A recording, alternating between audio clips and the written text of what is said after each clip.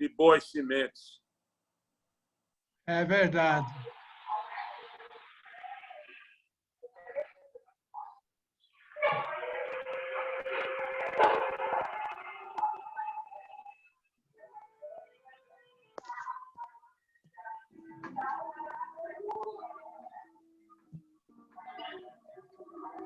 Obrigada.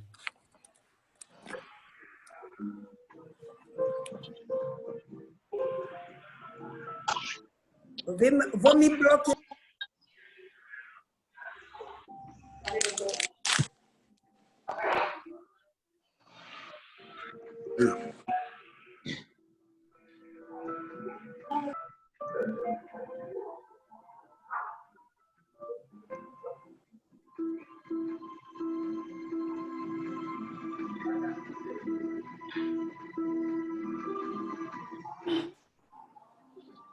Boa tarde, companheiros.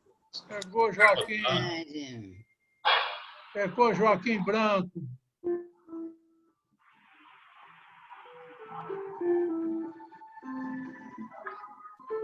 Aliomar, abra seu computador que eu mandei uma mensagem para você.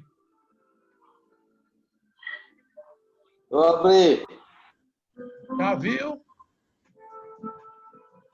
Cumpra a ordem da Gorete aí.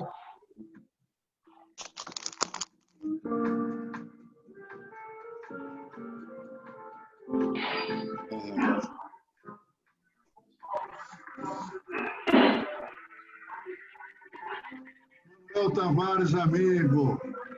Prazer em recebê-lo. Você e Adalberto. Boa tarde a todos, meu presidente. Vejo aí os grandes amigos. É uma alegria muito grande. Joaquim, estou com saudade daquele nosso encontro, Beira, Gilson. Eu também com saudade de você. Manuel Tavares, prazer fazer seu exercício. Joaquim, cadê o Jaqueira? Tem ido? Tem todo dia. O preço da liberdade é eterna vigilância. Muito bem. Joaquim, um abraço, saúde. Prazer imenso lhe ver e ouvir. Eu tenho andado por fora da jaqueira, Joaquim. Por fora da jaqueira. dentro eu não ouso, não. Eu também por fora. Técnico, e você é político, você é mais prevenido, anda a lateral, na lateral. Boa tarde, Zé Otávio, tudo bem? Marcelo, amigo, um grande abraço para você, prazer em vê-lo. Muito obrigado, deu tudo certo, viu? Ok. Aquela conversa deu tudo certo. Ainda bem, graças a Deus. Jóia. Batistela está com segredo com o Zé Otávio.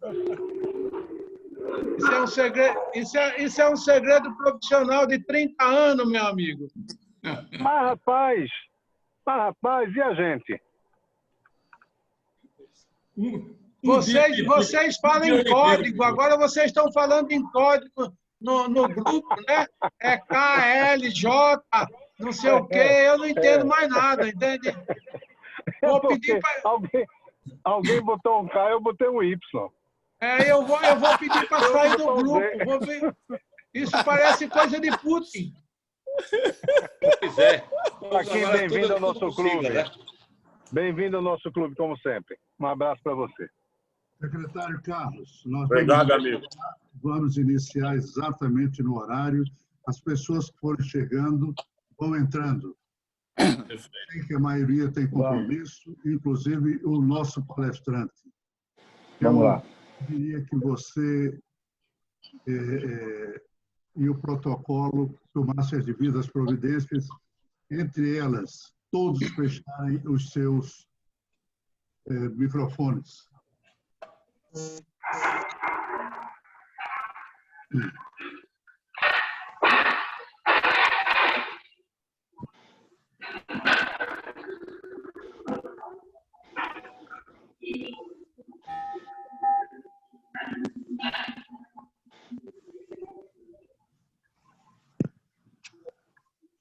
Gostaria de cumprimentar os companheiros presentes virtualmente e passar a palavra ao presidente Zé Ubiraci para que seja tocado o sino virtualmente e solicita a saudação ao pavilhão nacional.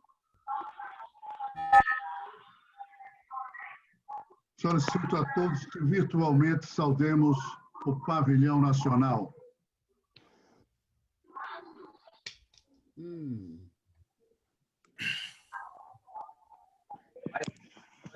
Oração rotária. Convidamos o companheiro Marcelo Carter.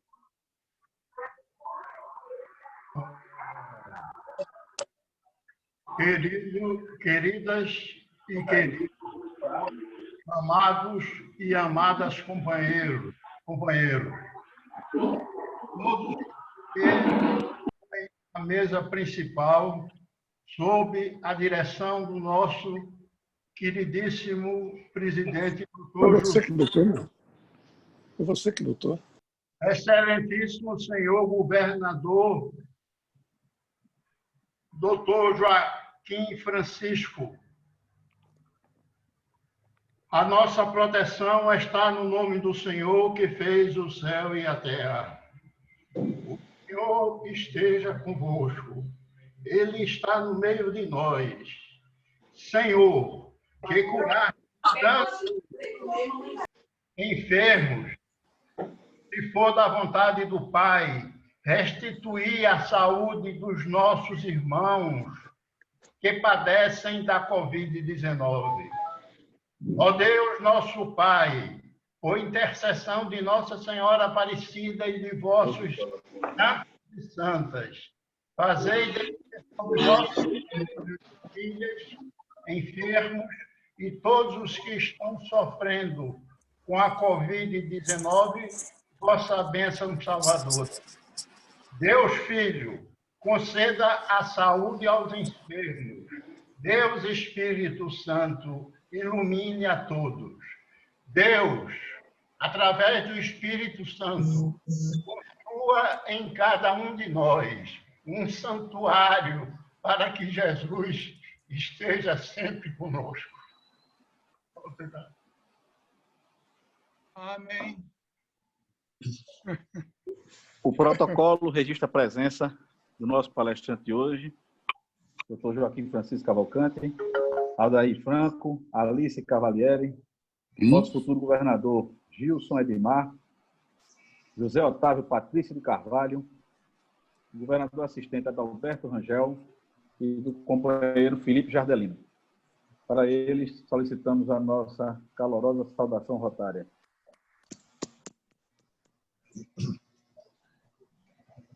Tempo do presidente.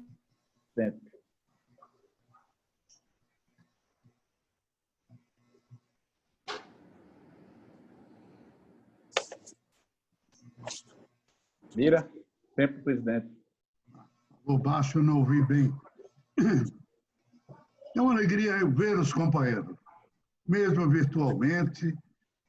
Fico profundamente feliz com a presença de todos vocês, inclusive de minha querida amiga Aldair, governadora de Minas Gerais, e dessa maravilhosa mulher, Alice Cavalieri, que ontem, no Rio de Janeiro, deu posse a Humberto Silva, nosso grande homem da hepatite. Mas, meus amigos, eu enviei um boletim para vocês e queria que vocês fizessem uma análise da oportunidade que nós estamos tendo com os títulos Paul Harris. Com apenas $500, vocês poderão adquirir esse título. Adquirir o título é que esses $1.000, vocês só estão mandando 500, é para comprar vacinas para poliomielite. Não é o título que vale, o título é uma lembrança do Rotary Internacional. Queria pedir a todos que entrassem no Abrigo Cristo Redentor, no YouTube. Nós já estamos quase com os 1.000 que necessitamos para as festividades do próximo sábado, às 17 horas. Quero dizer a vocês que já está pronta e confeccionada em São Paulo, eles estão enviando a placa comemorativa dos 90 anos do Rotary Club do Recife, no Hotel Central, onde funcionou nossa primeira reunião. Aliás, eu pedi um socorro ao governador, porque tinham figuras extremamente ilustres, que a posteriori foram governadores, que a posteriori foram donos do Banco Nacional do Norte, etc. Queria pedir também que vocês voltassem a fazer o que nós sempre fizemos. Nós somos um clube de associados e é importante que as lideranças façam e botem essas comissões para funcionar, mesmo com a pandemia. Com relação ao Panetone, eu peço licença meio minuto.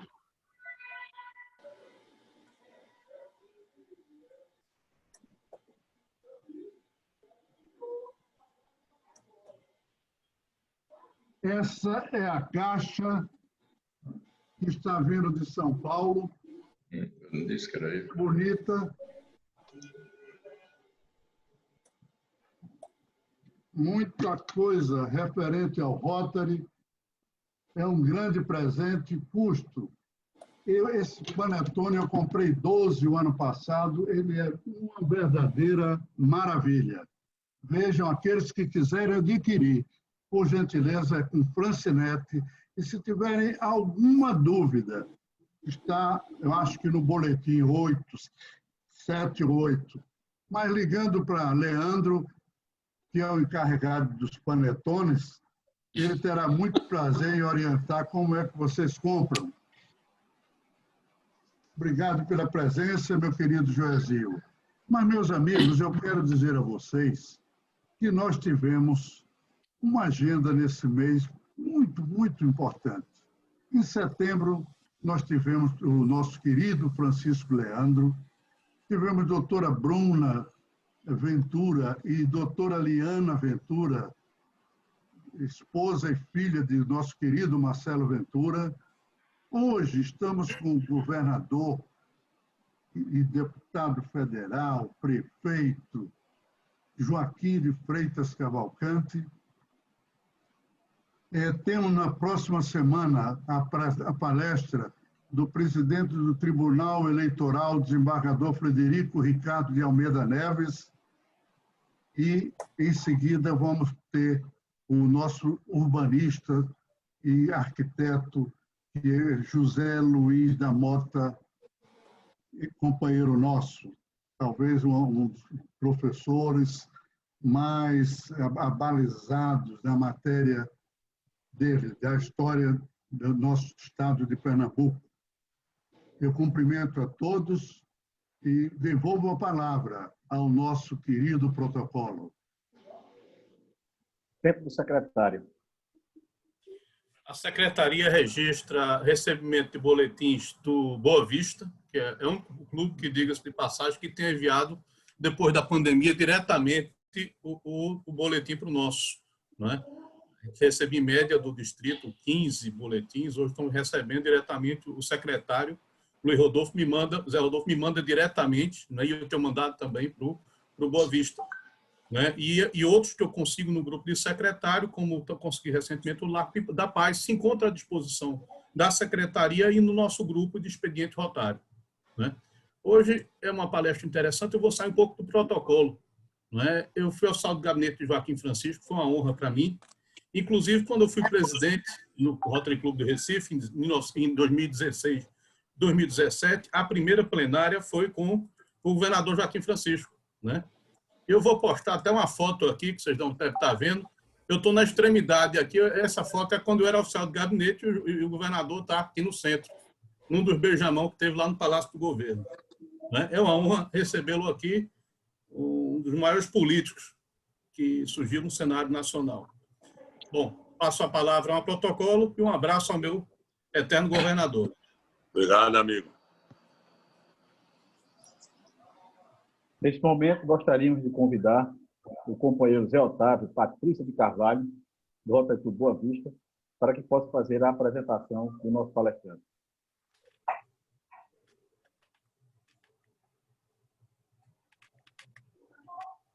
Boa tarde, companheiros do Rotary Clube do Recife, nosso clube padrinho, e os nossos companheiros do Boa Vista, companheiros convidados.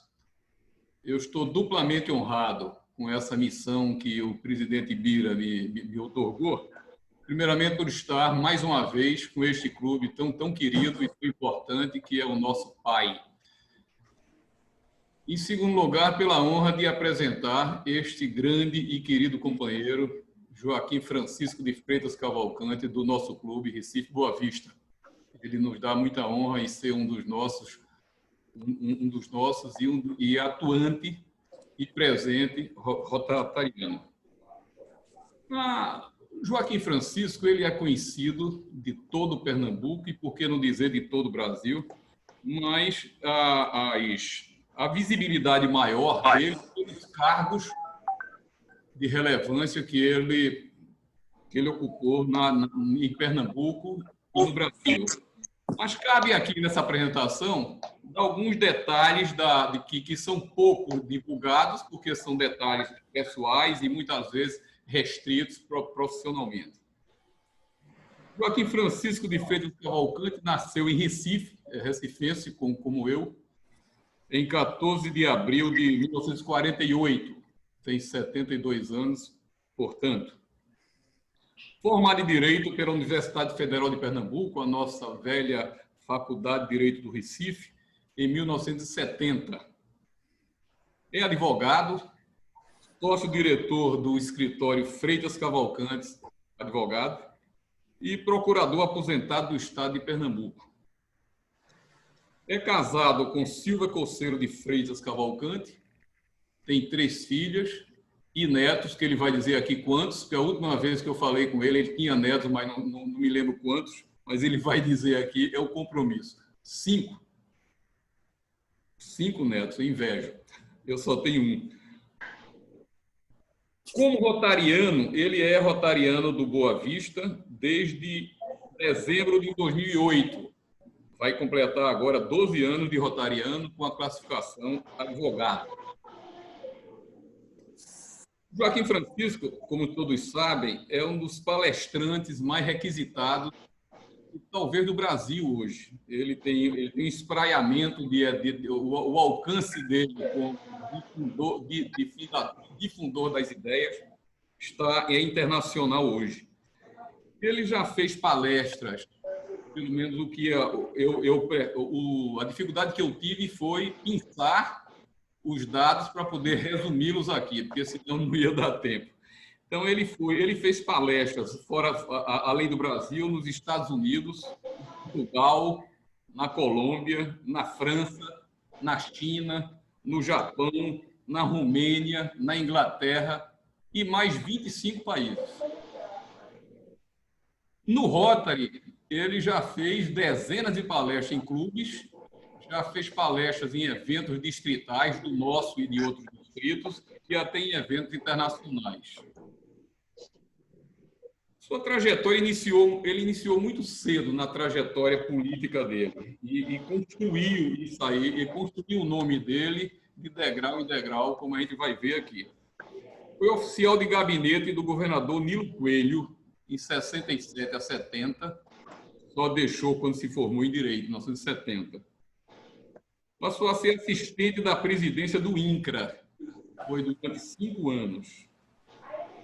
Foi secretário do Trabalho e Ação Social do governador Moura Cavalcante, do seu tio, de 75 a 79. Foi presidente do Conselho de Administração da Coab.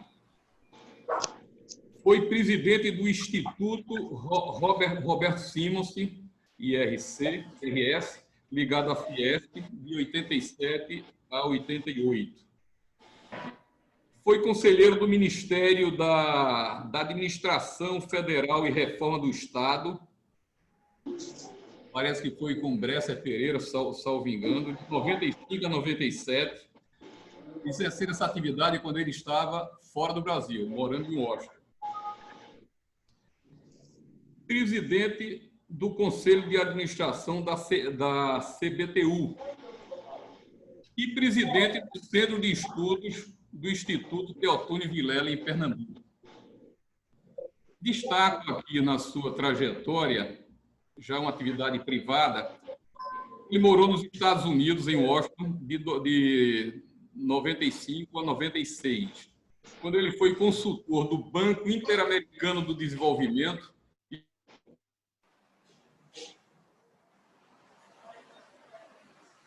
Dentre as funções públicas relevantes e mais conhecidas, ele foi prefeito de Recife. Ele foi prefeito do Recife por 2 vezes, em 88 a 90. Guarda lá, né?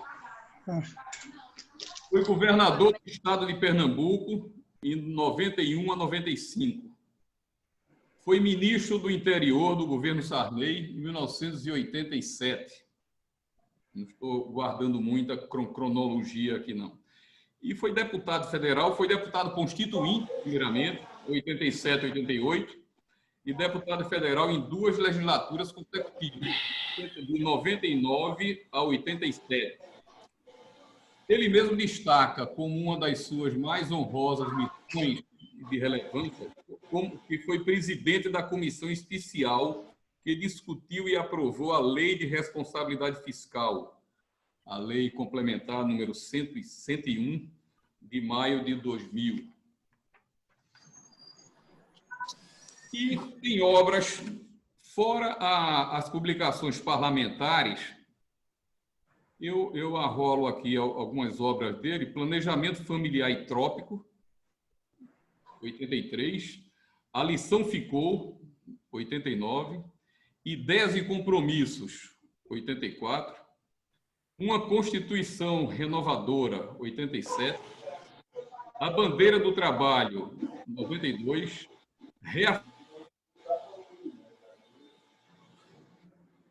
História, não distingui aqui o ano, quando ele estava em Washington, aí no BID, em 85. Planejamento Familiar, Uma Volta à Questão, que ele já tinha escrito lá em 83, em 99, e Coerência Parlamentar, em 2000. Joaquim é um homem que se destaca pela sua honradez, pela sua ética e pela sua credibilidade. Por isso que ele é tão requisitado e por isso que ele é tão seguido.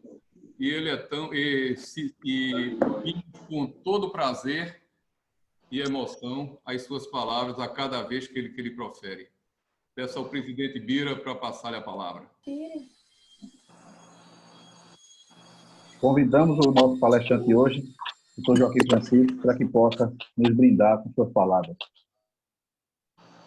Bom, inicialmente, agradecer ao presidente Ubiraci, velho companheiro e primo, pelo convite que me fez. Segunda grande satisfação, ser saudado por este homem referência no direito, na advocacia e na atividade rotária, que é o nosso amigo Zé Otávio Carvalho. Então, já comecei à tarde do dia 17, muito bem, saudando os companheiros e companheiras daqui, do Boa Vista, do Recife e de Minas Gerais e outros que estão interligados nesse momento. Vou procurar em 25 minutos, porque o tema é vasto. Vou aproveitar a experiência do saber vivido em tantos e tantos que Zé Otávio aí externou, para fazer uma síntese desse momento político que nós estamos vivendo agora. Citando os problemas e, na minha opinião, que soluções podem ser dadas. Momento de muita tensão, momento de conflito entre poderes, que tem como pressuposto constitucional a harmonia entre os poderes, não está havendo, mas a democracia está resistindo.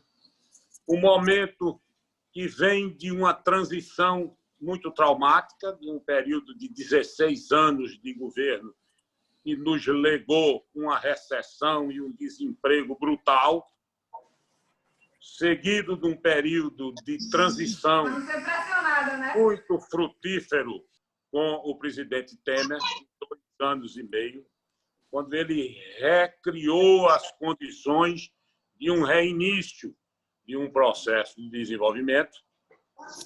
E nós íamos também tem a eleição do presidente Bolsonaro por larga margem, num processo de saturação do Partido dos Trabalhadores, ingressa um conjunto de forças assumidamente com a postura ideológica de direita, propondo a fazer as reformas que o Brasil precisa.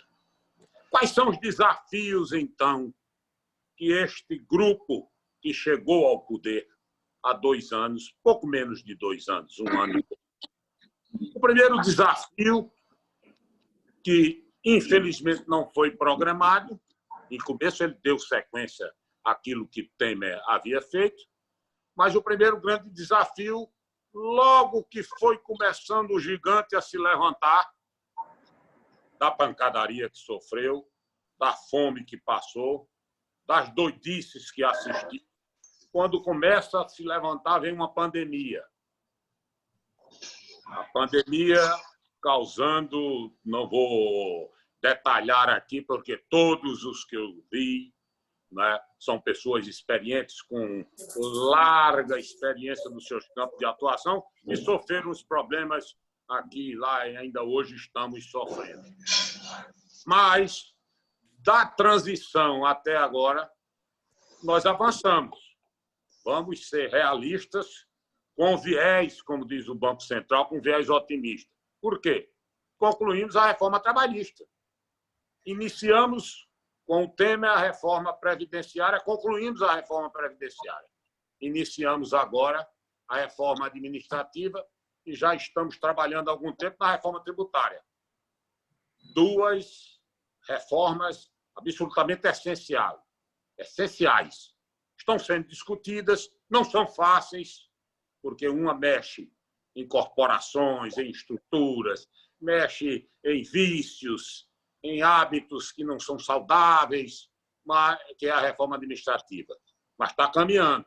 E a reforma tributária, que é, na minha opinião, a mais difícil de todas, à exceção da que eu vou falar um pouco à frente rapidamente, que eu acho que é a mãe de todas, que não devia sair da pauta, que é a reforma política.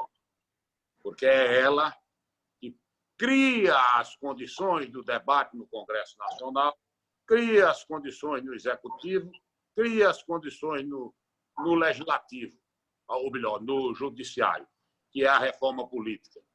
Todos esses problemas que nós estamos passando, com a experiência que temos, conhecendo os desafios, sabendo a dimensão deles, sabendo as reformas que devem ser feitas e a dificuldade de fazê-las, é por quê?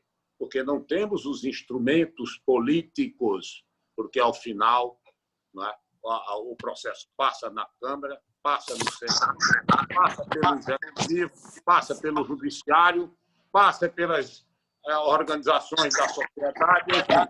Esses problemas, então, realmente são agudos.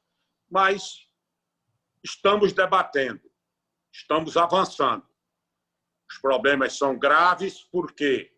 Porque, neste momento, não tinha outra alternativa, apesar do ministro da Fazenda, do ministro da Economia, ser um ministro liberal, defensor de uma economia livre, mas surgiu uma pedra no caminho, como diz Dumont. Uma pedra surgiu no caminho, uma pandemia, uma pedra não, uma montanha.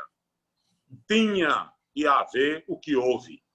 O socorro, o apoio do governo federal, né, e dos governos estaduais e aos governos estaduais e municipais para que nós pudéssemos.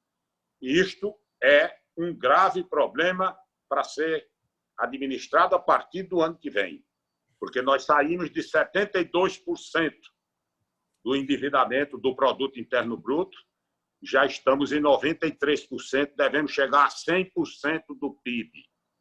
Então, significa que nós temos, mais do que nunca, que ter responsabilidade fiscal.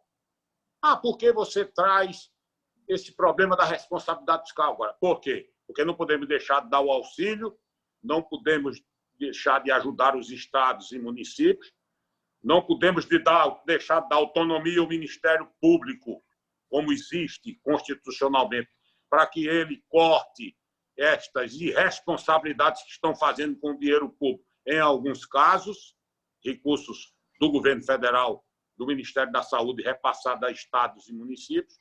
Bom, mas nós não podemos deixar de fazer essa ajuda.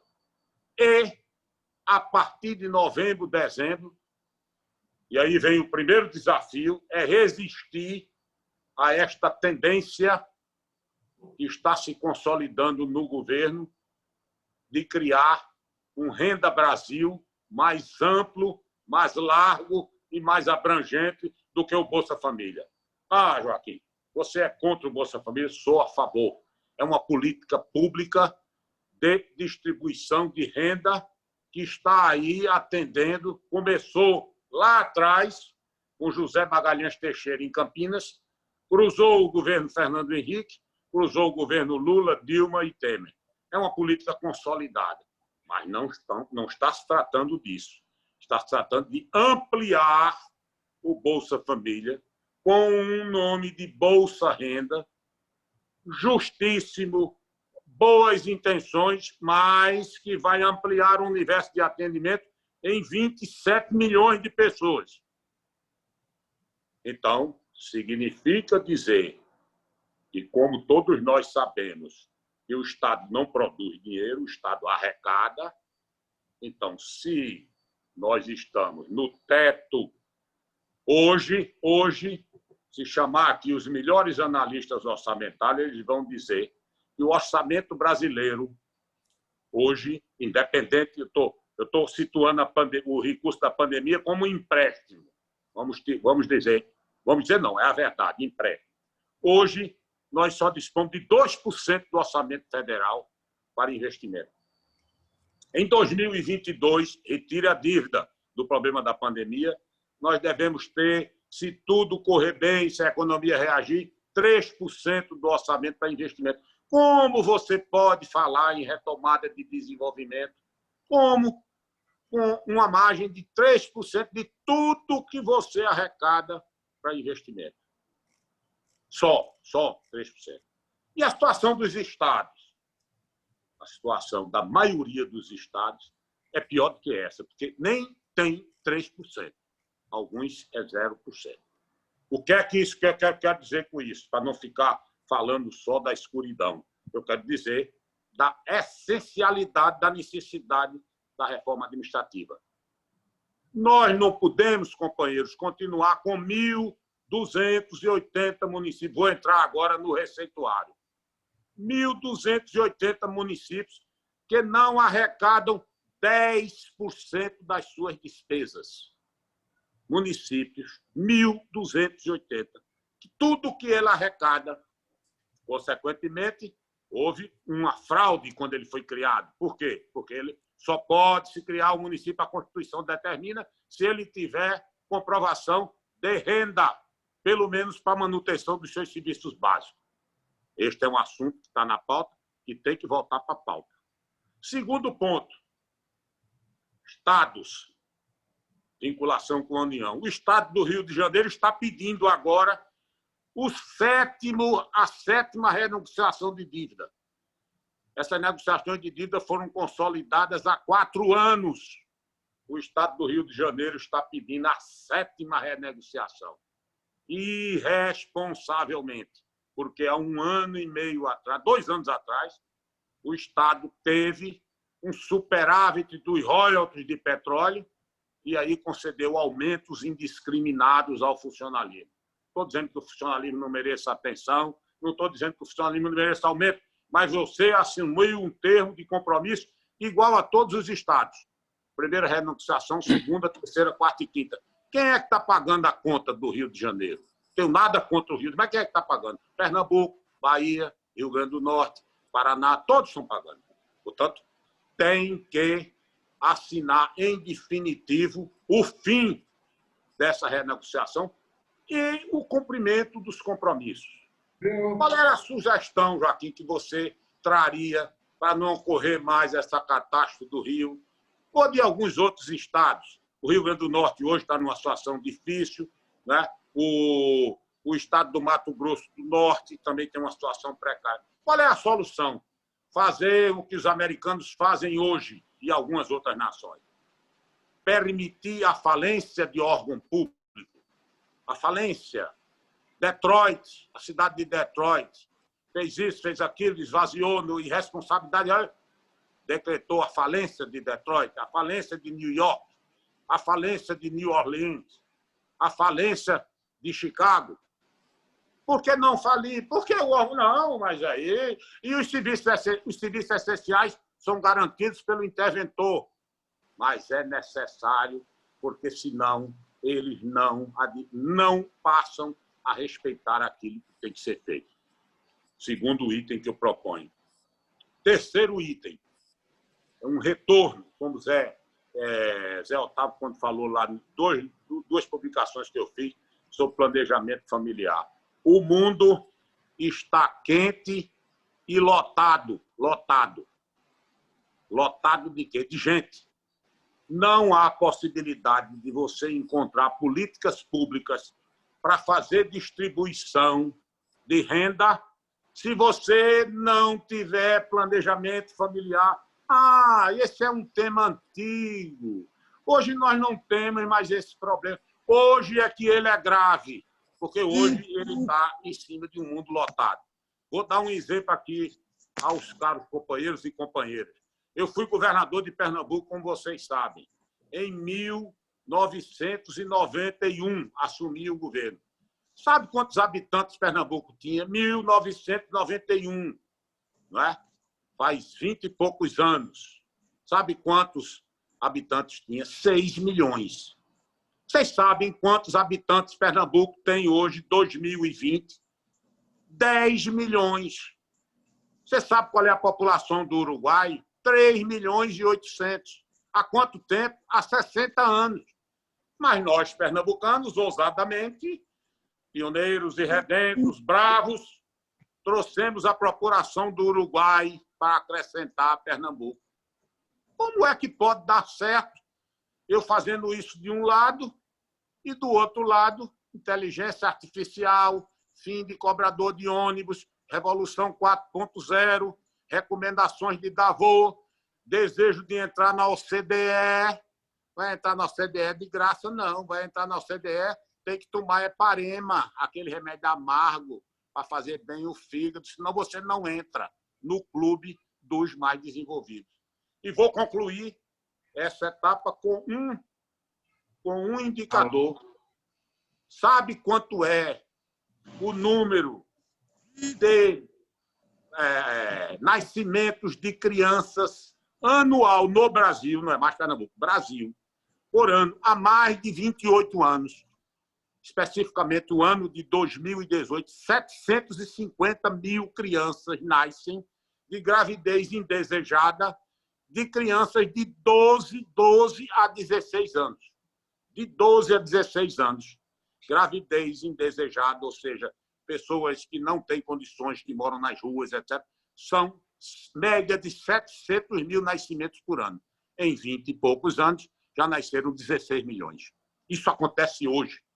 O governo não toma providência. Tem um programa acanhadíssimo chamado Projeta, de assistência a menor, de assistência a essas menores, que não resolve o problema. E a solução? A solução é a colocação do DIU, assumir um programa de planejamento familiar que desse condições realistas a essas pessoas de não terem o nome de filhos.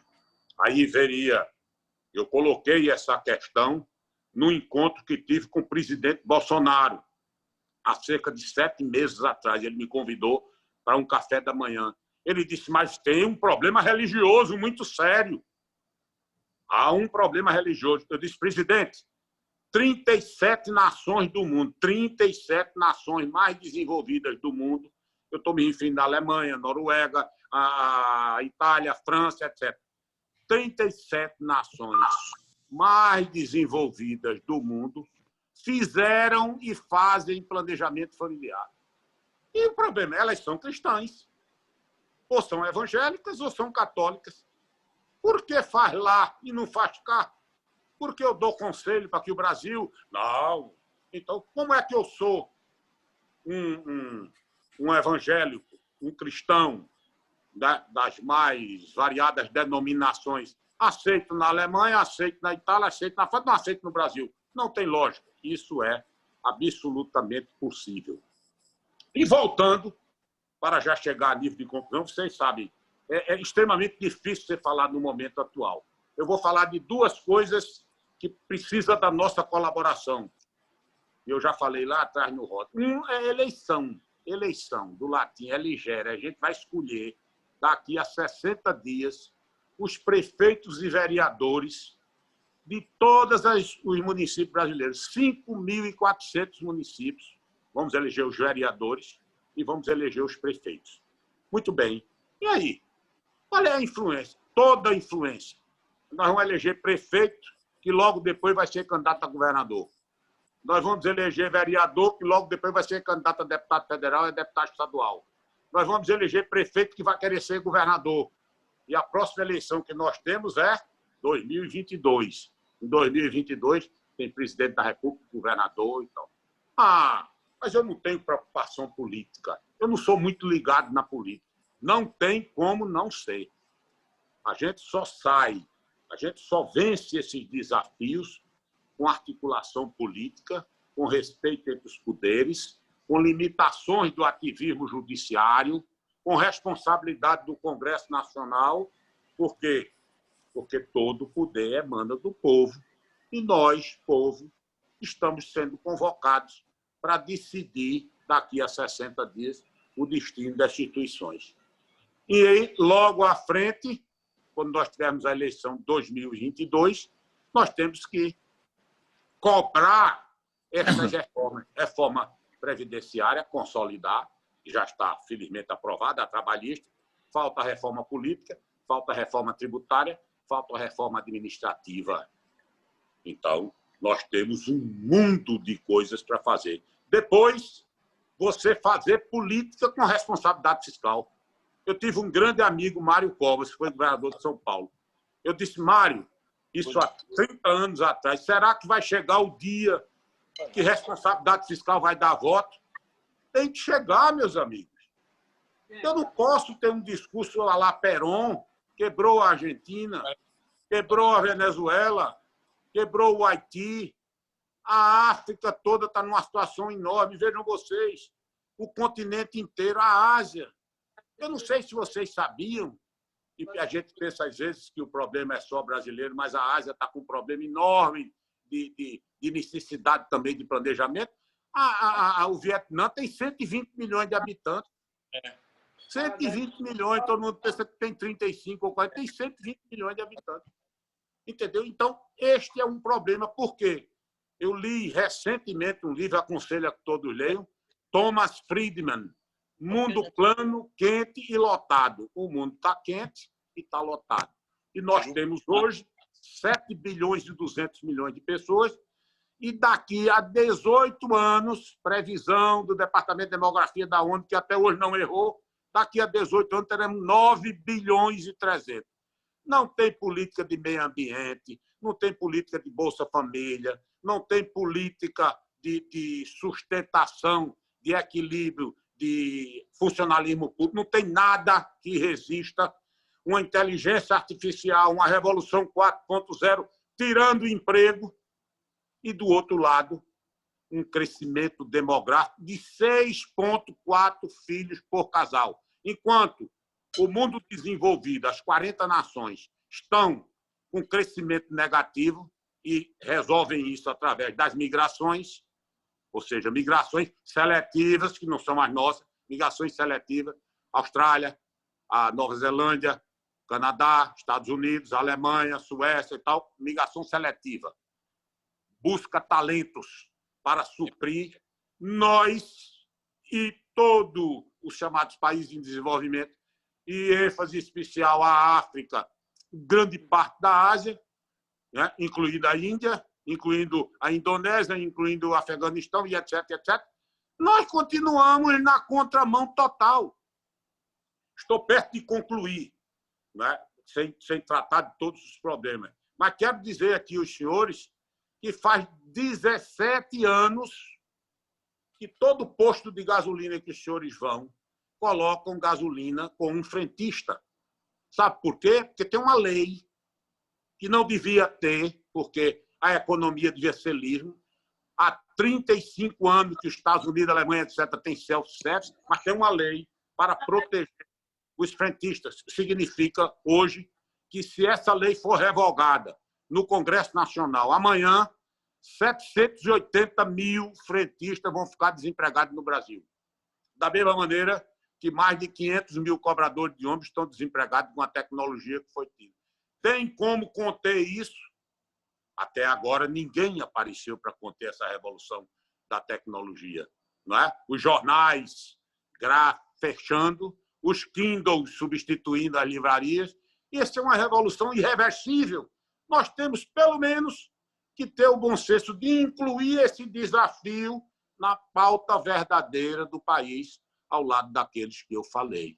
A reforma tributária suaviza, a reforma administrativa suaviza, não é? A superação dessas crises imediatas que estão havendo é possível superar, mas o pensamento estrutural, quais são os caminhos, que projeto de Brasil, que projeto de Pernambuco, do Nordeste do Brasil nós queremos. Aí vocês vão me dizer, mas me diga uma coisa, esse Brasil tem jeito? Eu digo, qual Brasil? Nós somos 5. Eu posso dizer aqui aos senhores que tem 3 Brasis que já estão nos mesmos padrões da OCDE. Antes da pandemia, eu fui fazer uma palestra no ITA, no Instituto Tecnológico de Campinas, e no Instituto Alfa Lumen, há 5 meses e meio atrás. Estive numa cidade, São José dos Campos, interior de São Paulo. 750 mil habitantes, 98% saneada, renda per capita 57 mil reais. Local desse... local, São Paulo. E sabe qual é a posição de São José dos Campos? 18ª cidade de São Paulo. 18ª. Aí você chega no Paraná, tem Maringá, tem Londrina, você vai a Sorriso, no Rio Grande do Sul, vai a Campo Grande, em Mato Grosso, Uberlândia, Uberaba. O que é isso? O Brasil que dá certo. Então, o que é que eu preciso fazer? Me espelhar no Brasil que dá certo.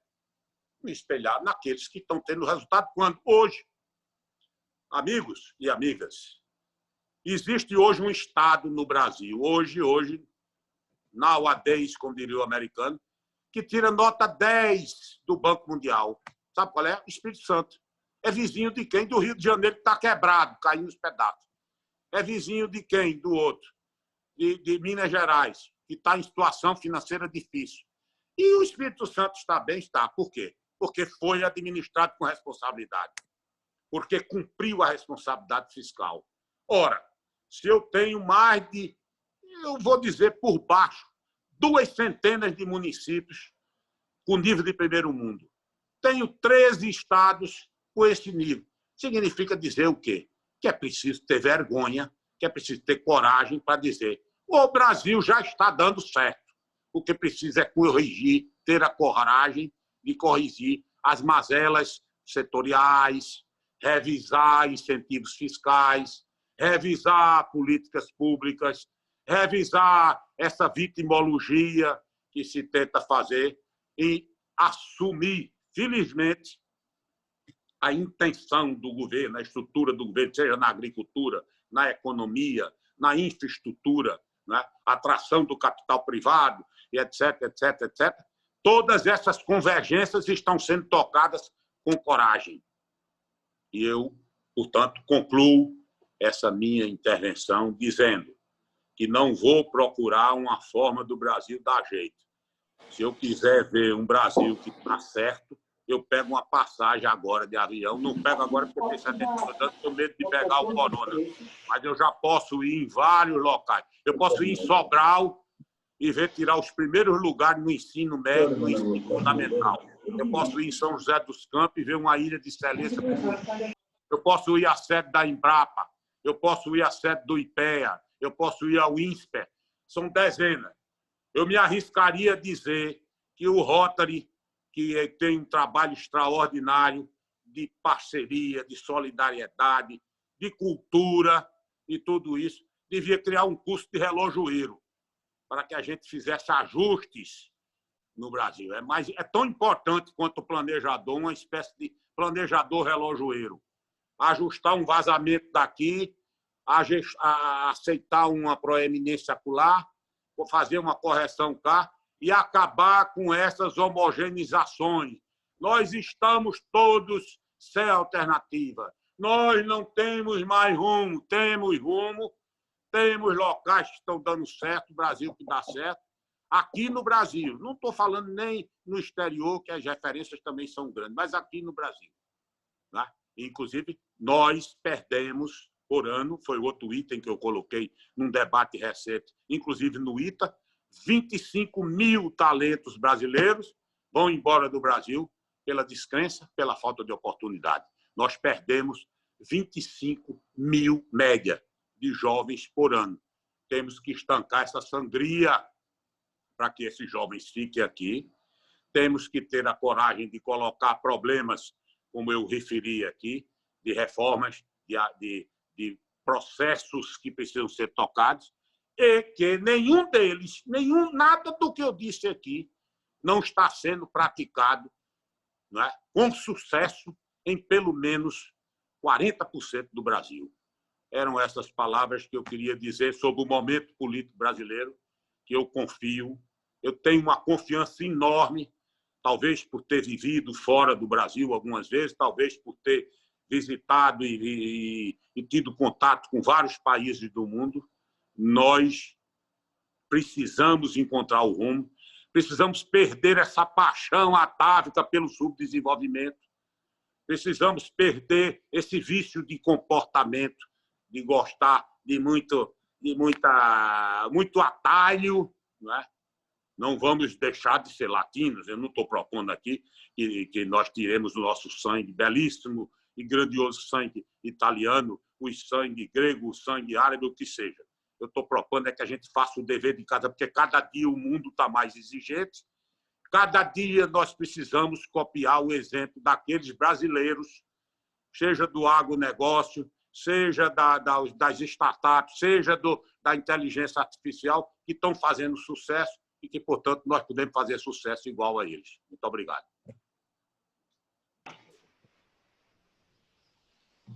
Alguma pergunta para o palestrante?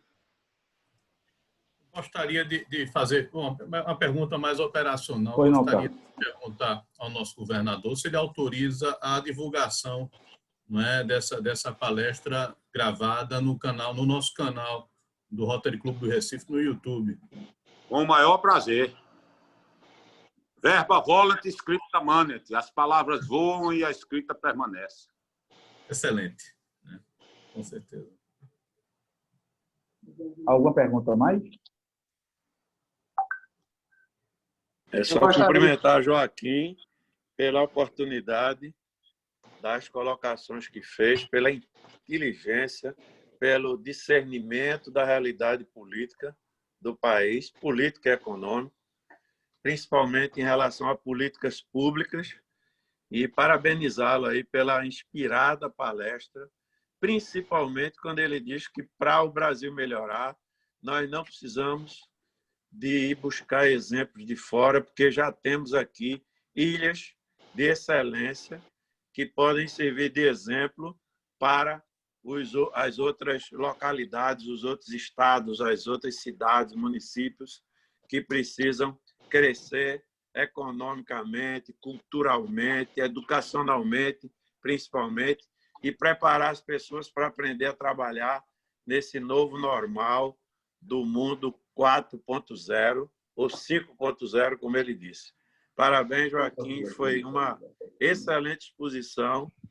Eu aprendi muito com as suas palavras e acredito que posso dizer isso também dos demais ouvintes. Parabéns. Muito obrigado, Davi. Muito obrigado. Eu fico muito satisfeito. Eu queria fazer uma pergunta. Pois não, amigo. Pois não, Celso. Governador, realmente, um dia a gente teve a oportunidade de trabalhar junto e quando eu cheguei no seu gabinete pela primeira vez, se vivia naquele momento que o Brasil precisava de uma reforma política. Estou falando isso de 1994. Muito bom. O senhor era governador, eu fui ser presidente do SUAP, que foi 2 anos belíssimos da minha vida. Gostei muito da sua maneira de agir. Porém, ontem eu inventei, veio o Estado de São Paulo, que não é o meu gosto, mas para a informação é importante, e lá em São Paulo só tem 15 candidatos a prefeito, em São Paulo. Se a gente abre aqui o Jornal do Comércio, o Diário de Pernambuco, a gente encontra também uma dezena. E vai daí para fora, a gente encontrando essa quantidade imensa de gente querendo ser candidato. Você disse que o Brasil tem jeito. Mas como é que a gente vai votar com uma quantidade tão imensa de gente que vai falar abobrinha na televisão e a gente vai escolher o quê?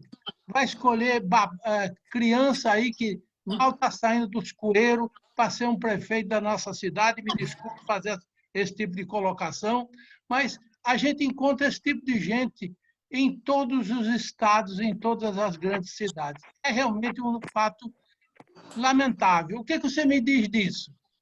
Olha, eu digo o seguinte. Primeiro, que a democracia está em crise no mundo. Não é um mal brasileiro. A crise, o Instituto Freedom House, que analisa as democracias do mundo, mostraram 52% pela primeira vez, 52% dos regimes políticos do mundo não são mais democráticos. E 48% são democráticos, portanto, crise. A democracia precisa criar os seus anticorpos, precisa se prevenir.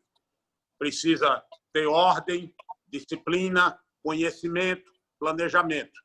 Não pode ser essa salada de temas, de hábitos e a falta de compromisso.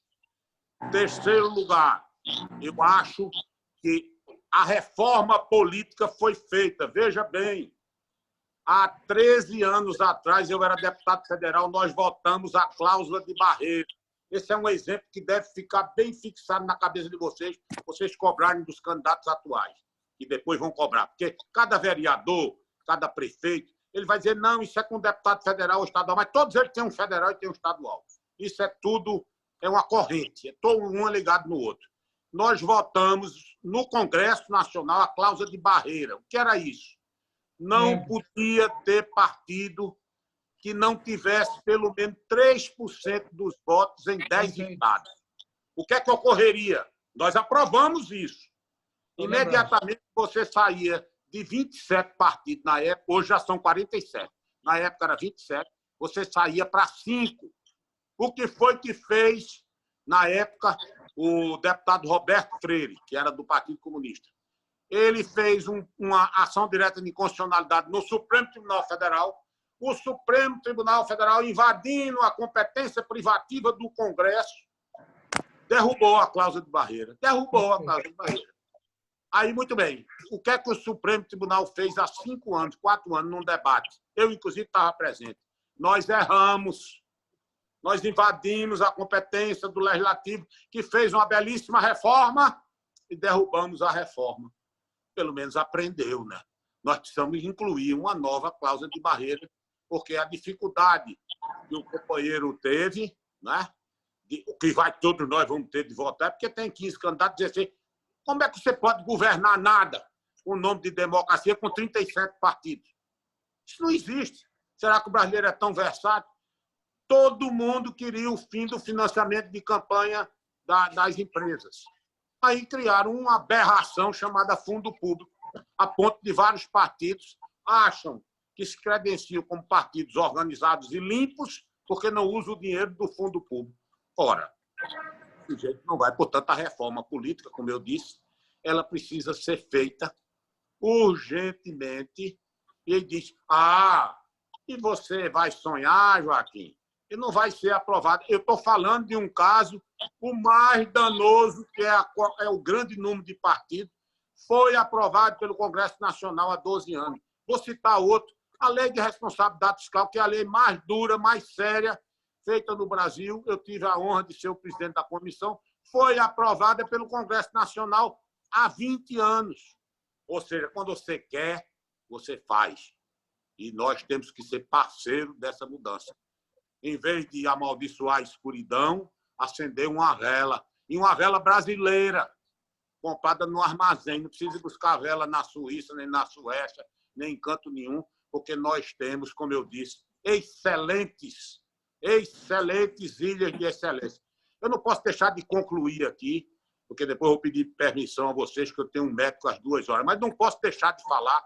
Eu fui a Israel em 1986, a convite do governo de Israel. Eu era constituinte. A constituinte não tinha se organizado, ou melhor, não tinha se instalado. Eu já tinha sido eleito por Pernambuco. Chegando em Israel, aquela coisa que todos os brasileiros, se vocês que já foram em Israel, ou se for, vai dizer, eu quero ver irrigação por gotejamento. Vocês são os melhores do mundo em irrigação. Eu disse a eles. Eles disseram, pois não. Eu vou levar o senhor lá para uma reunião na Universidade de Tel Aviv. Quando eu cheguei na universidade, os melhores especialistas ali me dando atenção. Eu fui muito bem tratado, como sempre fui pela comunidade judaica, que admiro muito. Aí, quando cheguei, ele disse, mas Joaquim Francisco, deputado Joaquim Francisco, naquele tempo eu só tinha sido prefeito, nem tinha sido governador ainda. Aí ele disse, embora prefeito também seja uma coisa extraordinária, eu fui 2 vezes prefeito, mas ele disse, o senhor veio aqui olhar irrigação por gotejamento? É. O melhor centro, Israel, Tel Aviv, 1986. O melhor centro de pesquisa do trópico semiárido do mundo está lá no seu estado, em Petrolina. A CEPATSA, da Embrapa. É o melhor centro do mundo. Nós trabalhamos com eles. Veja você, com essa síndrome de vira-lata que a gente tem. Nelson Rodrigues disse muito isso. Eu vim aqui aprender irrigação. Você está vindo do centro de excelência. Esse é só um exemplo, eu me empolgo em dizer isso, porque na hora eu fiquei emocionado. Naquele fim de mundo, o cara dizer a mim que eu perdi 14 mil quilômetros de viagem para poder ver o que a gente já tinha em Petrolina. Obrigado. Muito obrigado. Posso usar a palavra? Eu vim Pode. do Rio de Janeiro, do estado falido. Eu acredito muito no ser humano, na possibilidade de transformação.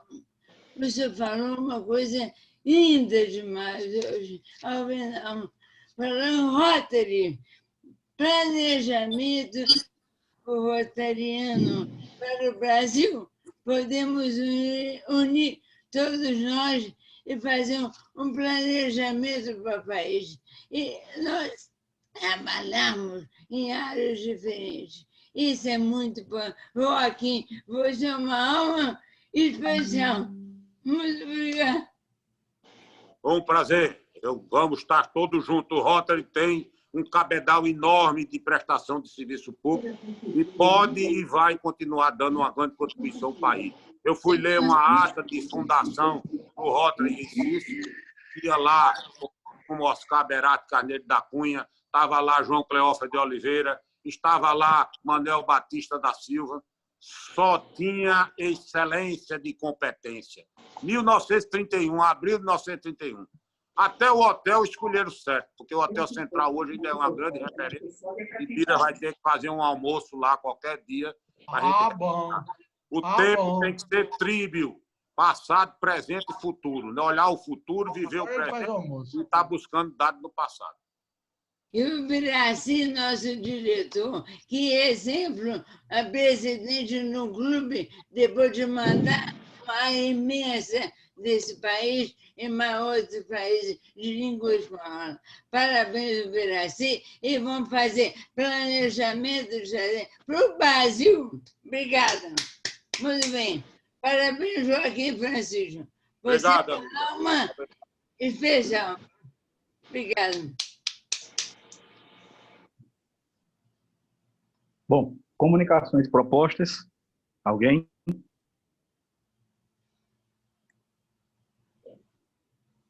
Companheirismo, companheiro Joaquim Branco. Paulo, eu tenho uma comunicação a fazer rápida. Pois não, Esteves. Joaquim, eu não posso dizer a você que sua palestra foi boa, porque todas elas são boas. Então, eu não posso dizer isso. São todas elas excelente. Bem, a comunicação e proposta que eu tenho é o seguinte, gente. Nós temos o Abrigo Cristo Redentor, e que Bira pode até me corrigir, Bira e Leandro têm uma experiência muito grande, talvez seja uma ação que um clube do Rotary faz, né? Não tenha algum aqui no estado de Pernambuco, muito menos no Brasil. Eu acredito, é uma instituição grandiosa que o Rotary Club administra com muito pouco recurso. E a gente precisa da colaboração de todos os rotarianos, de uma forma geral, e principalmente do Rotary Club Recife.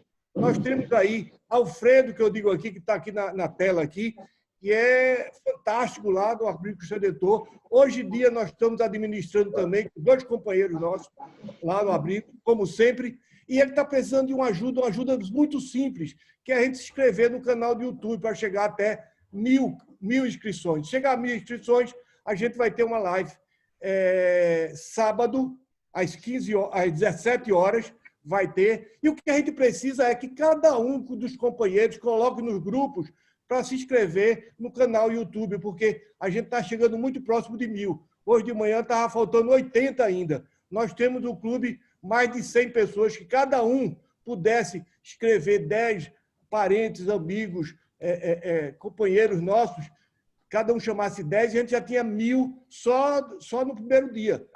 A gente precisa ajudar Berenguer, a gente precisa muito dessa ajuda. Se não é financeira, mas pelo menos uma ajuda moral. Alfredo está aí ouvindo aí, e eu quero considerar que o Abrigo Cristo Redentor é muito bem administrado pelo Rotary Club de Recife. Eu já fui até contra o Rotary Club de Recife ter uma instituição tão grande como o Abrigo. É uma responsabilidade muito grande. E a gente tem que, no mínimo, ajudar os companheiros que estão se matando, vamos dizer assim, com certeza, e nessa época de pandemia, que foram lá para dentro do Abrigo cuidar de 112 velhinhos, né? E não tiveram nem medo do coronavírus, foram para lá para ajudar. Então, o que eu queria dizer a vocês é isso, que a gente precisa ter essa consciência nossa de ajudar, pelo menos aí, fazendo uma coisa barata, que não custa nada, é só se inscrever no canal do YouTube. Mas não é só cada um de nós, não. A gente precisa mostrar para os familiares, para os amigos, para os companheiros, que se faça isso e que a gente possa assistir para promover o nosso Abrigo Cristo Redentor. Só isso. Obrigado, Miranda. Da seguinte forma, meu afilhado Humberto Silva, que o Biraci falou, ele tem um programa que é Coluna Zero e Hepatite Zero em Rotary. Vou pedir a ele para colocar o Abrigo Cristo Redentor na preferência, para ir lá atender, se for do desejo de vocês, fazendo testes e cuidando dos idosos, ajudando. Aí o Bira decide com você, Miranda. Parabéns. À disposição, Bira. Nós já entramos em contato com ele e com o Humberto. Eu fui uma das pessoas que aprovei o programa mundial internacional quando diretor. Esse programa da hepatite C é um programa mundial. E eu tenho muita liberdade com ele, tanto que ontem estive na reunião do Rio para isso. E, Miranda, é importante que a gente diga que para entrar no canal do YouTube não precisa fazer nada, a não ser botar lá Abrigo Cristo Redentor e tocar no sininho. Não paga nada. Eu falei um pouco no início, viu, Miranda? Protocolo. Companheirismo. Companheiro Joaquim Branco.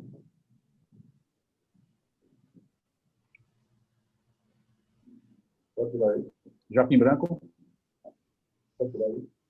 Tem que abrir o microfone, Joaquim. Está aberto, está ouvindo, não? Agora, está ouvindo.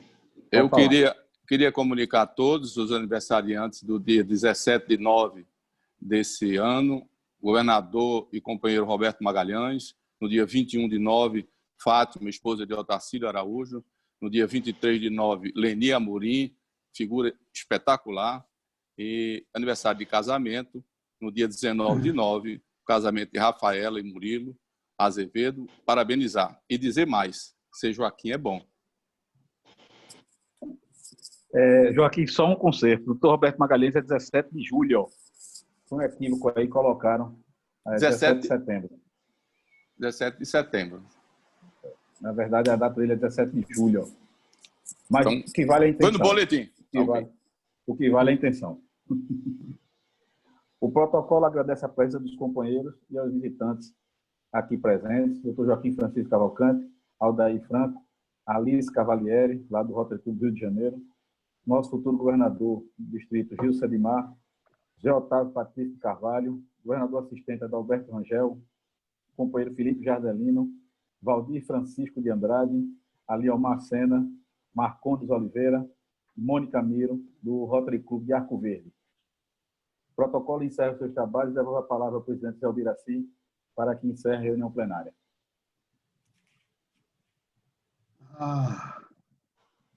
Se o mundo tivesse mais Joaquins, que alegre, que positiva, que íntima que a vida seria.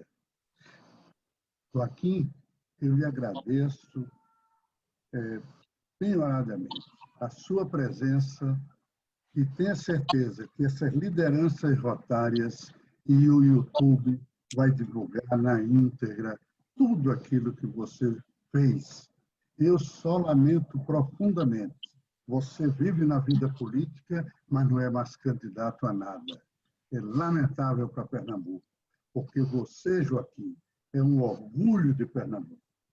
Eu gostaria de dizer a você que esta é a sua homenagem, que será entregue a posteriori da sua residência por essa brilhante palestra que nós tivemos a oportunidade de ouvir. Quero agradecer a todos os presidentes, em nome lá do meu querido Jardelino, agradecer aos companheiros e companheiras do clube, e, sobretudo, essas duas importantes governadoras, uma do Rio de Janeiro, a nossa querida, grande advogada Alice Cavalieri, e a minha queridíssima amiga, madrinha, governadora comigo, Aldair Franco. E, sobretudo, a todos vocês, meus companheiros, que têm prestigiado. Agradecer a Marcelo Capper, que, além de suas atividades médicas, como brilhante cirurgião plástico, estará conosco todas as quintas-feiras. Muito obrigado a todos. A minha vice-presidente, que estou vendo sua foto agora, a nossa Claudeci. Estou doido para tomar uma anestesia com você, Claudeci. Mas, olha, a todos vocês, tenham um excelente final de tarde, tenham um extraordinário final de semana e muito obrigado pela presença. Eu não sou anestesista. Ginecologista. Exato. Então, quero ter um menino. Agora!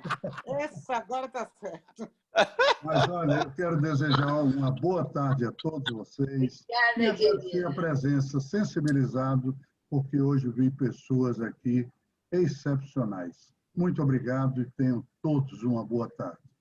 Boa tarde. Boa tarde. Saudar o pavilhão? Solicito ao meu querido secretário e a todos vocês que saudemos o pavilhão nacional. Muito obrigado.